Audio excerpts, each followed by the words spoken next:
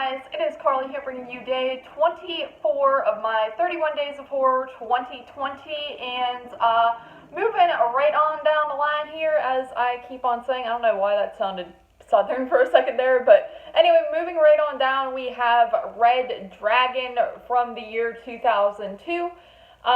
This is one I've had in the collection for a long time at this point, and just kind of put off because it was long, and I just was always afraid I was going to be really bored by it for some reason.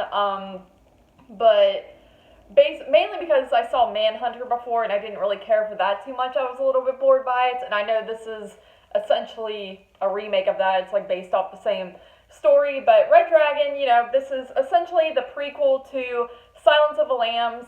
You have Anthony Hopkins once again as Hannibal Lecter in this film, and then you have Edward Norton as this FBI agent who essentially captures Lecter at the beginning and is the one who gets him arrested and in trouble for the crimes that he's been committing. And he gets arrested, and then Norton's character retires from the FBI force, but he is brought back because there is this new bad guy roaming around that is known as the Tooth Fairy.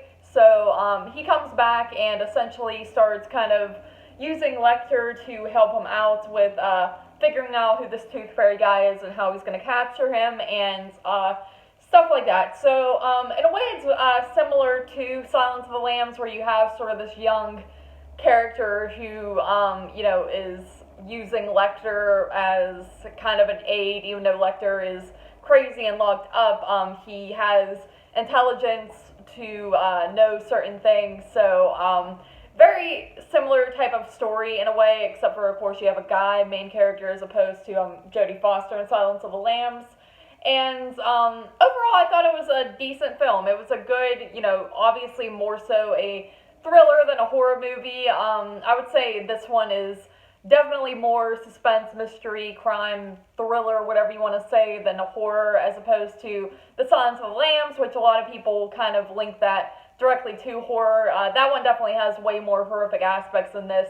This one plays a lot more like a thriller film, in my opinion. It's not very brutal, really. It has some moments that are kind of like, that's weird, but other than that, it's not like you don't have Buffalo Bill or any super intense moments with Hannibal Lecter or anything of that sort. So definitely more tame, and that's the way I would describe this. Is it feels a lot like a tame version of The Silence of the Lambs.